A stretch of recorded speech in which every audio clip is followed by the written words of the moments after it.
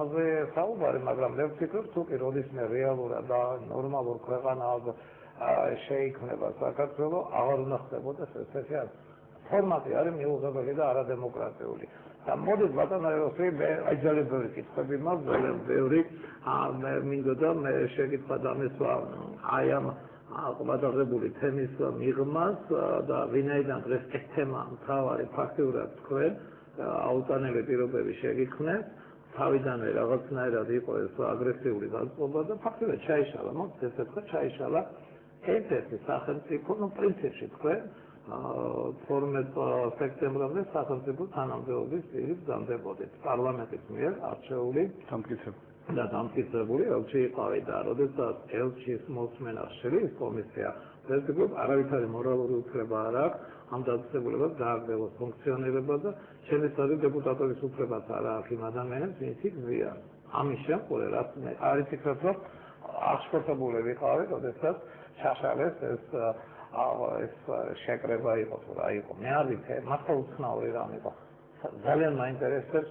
7 აგვისტოს შეხვედრა თქვენი პრეზიდენტთან ძალიან სენსაციური არ ნახულობ სენსაციური განცხადებები გააკეთებდა ჩვენ მოგცემ დროს თუნდაც საერთოდ შევეკითხებით თქვით რისი თქმა გინდა რაც იკეთებოდა იქ ფაქტობრივად აზრის დამცავრების საშუალება არ ჰქონდა 50% გვექნება. მე იმედი მაქვს რომ შემეკითხებით თქვენ განსხვავებული აქ შეგიძლია ინფორმატიკა და მე რა თქმა უნდა მე იმ ძირითად სათქმელს ვიტყვი სწრაფად რომელიც მაქვს შემდეგ გავაგრძელოთ საუბრის თემაში მე არ მინდა რომ მონოლოგის რეჟიმში ვიყავ რომ ფორმატზე მოყვება. ბატონო შეიძლება რაღაცა მომენტში საინტერესო არ აღმოჩნდეს ეს საუბარი. ნუ პირველი რითაც მინდა დავიწყო და რისთვისაც მე მოვიცხოვე ამ კომისიის მიერ ჩემი პოზიციის გაცნობა. ეს იყო ნაკარნახები იმით, რომ მე მთელი ამ კომისიის მსვლელობის განმავლობაში და მანამდე, ანუ 8 აგვისტოდან მოყოლებული, მე ვიცოდი, რომ საქართველოს ხელისუფლება ცდილობდა მანიპულირებას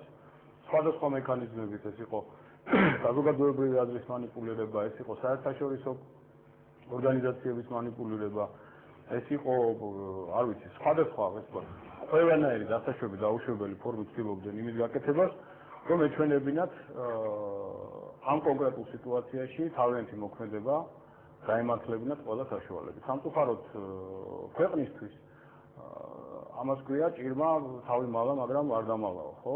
კაცმა ჭირის მალა, მაგრამ თავი არ დამალა ჭირმა. ამიტომ ანდაზების ზონიდან რო გავიდე, თავარი პრობლემა ჩვენი დღეს არის ის, რასაც ეს უმუდმივად ვიმეორებ, რომ ჩვენ გვაქვს მივიღეთ უზარმაზარი კატასტროფა. ეს ეტერია პირდაპირ ხოჭორის საერთაშორისო კრიზისის ჯგუფის, რომელიც ირონიის საგანი გახდა დღევანდელ კომისიაზე. პირდაპირია კატასტროფული შეცდომა საქართველოს ხელისუფლების. ჩვენ მივიღეთ კატასტროფა. ჩვენ კიდევ ვერ ვაფასებთ მასშტაბებს ამ კატასტროფას. ჩვენ მივიღეთ ის, რომ მე ხა ოჯახში მყავს ორი ახლობელი, ერთი არის დევნილი აფხაზეთიდან, მეორეა ტყუიავიდან წარმოშობით და მე ვხედავდი ამ ადამიანების მოლოდის 8-ში დილით, როცა ისინი რაღაც ელოდებოდნენ, რომ ჩვენ რაღაც საქართველოს დაიწყო რაღაც აქცია, რომელსაც საზოგადოებრივი აზრის მომზადება ხდებოდა უკვე ბოლო 4 წლის განმავლობაში, 3-4 წლის განმავლობაში და მახსოვს პირველი მე მომიტრიალდნენ, რომ დაინახეს ჩემი ესე ვთქვათ აბსოლუტურად განსხვავებული რეაქცია იმაზე თუ რა ხდებოდა და შეშფოთება და საშინელი ეს ვთქვათ განცდა მკითხეს რომ რა ხდება ბატონო რა იქნებოდა ნუ მე ვთქარი რომ ხდება ის ეს კატასტროფა დაიწყო ეხლა დაბომბავენ გორს თქო ეხლა დაბომბავენ თბილისის აეროდრომს თქო მაგრამ დაბომბვა გორის და თბილისის ეს ცალკე აღებული უზარმაზარი ტრაგედია მაგრამ დაიწყება ის რასაც ხაობები მოუნდებით გასწორებას ჩვენ თუ გვინდა ოდესმე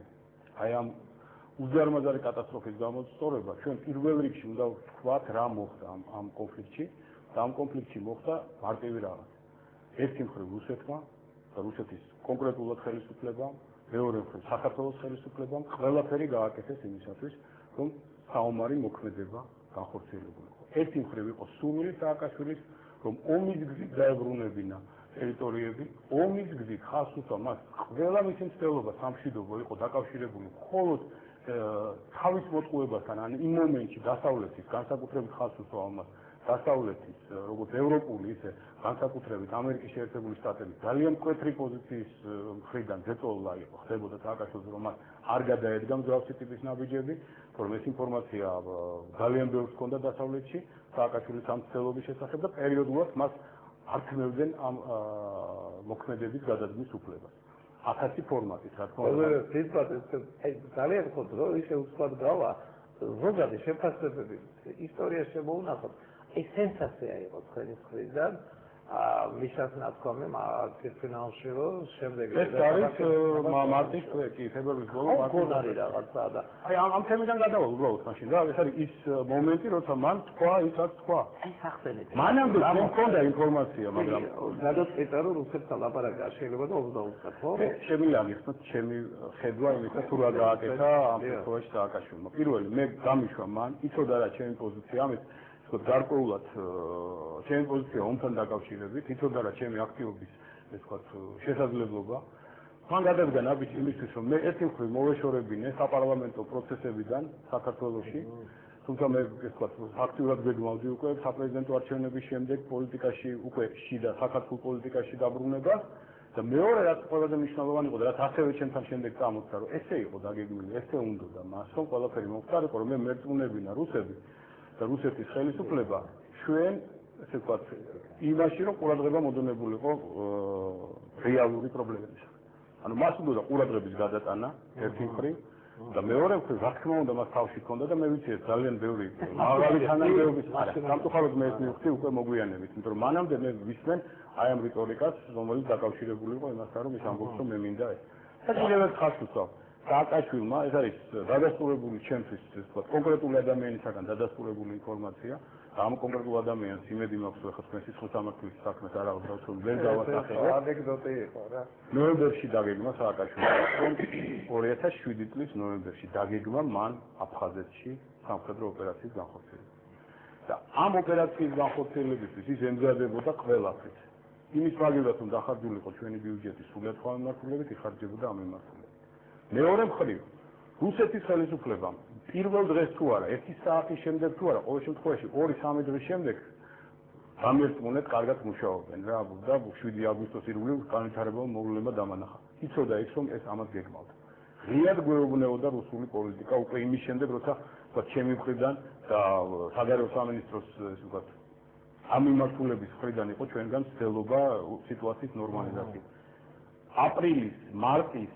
ის ნაბიჯები არ უკავშირდება მარტო ნატოს. რა თქმა უნდა ნატო იყო უზარმაზარი პრობლემა, მაგრამ უკავშირდება იმას, რომ თქვენ კოდორის ხეობაში გყავთ რამდენიმე 1000 სამხედრო, რომელიც ჩვენ ვიცით რომ გყავთ.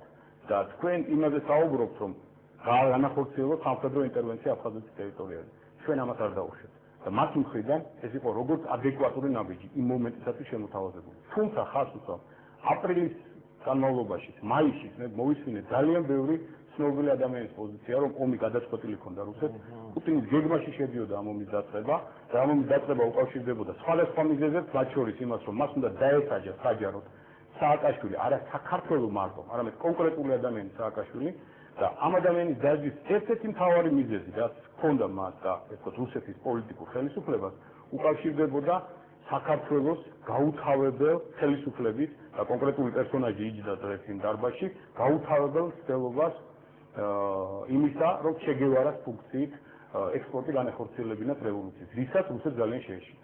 და მაინც თელერვაზე მაინტერესებდა, მე ზუსტად არ ვიცი, პუტინის ვიზიტის შემდეგ, პუტინთან ვიზიტის შემდეგ თქვენ განეთ პუტინთან ვიზიტი, თითქმის მე მგონი ჩაშლილი იყო 40 წუთი ისაუბრეს თუ არა. რა თქმა უნდა, გადაგულობა, მოწამლულია ურთიერთობა ძალიან ღრმად. ფაქტიურად არ არსებობს პერსპექტივა ამ ურთიერთობის ნორმალიზაციის, სააკაშვილის ვიზიტი ესაუბრეთ აი შეხვედრის შემდგომ, ანუ სააკაშვილს იცნობთ ესე ვთქვათ აი პირად ურთიერთობაში ქონია? არა, იცით დაახლოებით როგორ მუშაობს მისი ესე ვთქვათ როგორ ქვია, სამოქალაქო სერვისი. სააკაშვილი უკაცრავად გამოიქიდან გამოსვლის შემდეგ სადაღმოჩნდება ფრაგმენტულია. აქედან გამომდინარე, სააკაშვილი ნახე ამ შეხვედრის შემდეგ უკვე თვითმფრინავში. და იქ ფასად უკვე თვითმფრინავში. და იქ გადაწყვიტა რომ მან გამოაცხადა რომ აგვისტოში დედაქალაქი უნდა გადატანილი იქნეს და ის დედაქალაქს გადაიტანს სოფელში. რადგან პირდაპირ მკითხე რომ ბატონო, აბა მე იქ კომისიის ხომაზე ვერ მივხვდი мотивაციას. ესე იგი მხარდაჭერა ესე იგი ისე ჩანდა თქვენი სიტყვებიდან რომ მხარდაჭერა ქონდა პუტინისგან და ვიცებ გაზბაში მას მოსკოვიდან და უნდა ავიღო ქალაქი. პირიქით გაბრაზებული იყო. მე არ ვეცდები პუტინის და სააკაშვილის შეხვედრას, მე ვიცი, როდესაც ეს თქვა რომ დედაქალაქ სოხუმში გადავიტანო, აი როგორი ის ქონა მიმიკა, ამით დაიჭერდა მის განწყობას, გაბრაზებული იყო თუ მაყოფილი მოდიოდა მოსკოვიდან. მეგონი გაბრაზებული უნდა ჩამოსულიყო. ვერ ვიცი, თვითფრენავში სააკაშვილის გაბრაზება არ ეწყობოდა.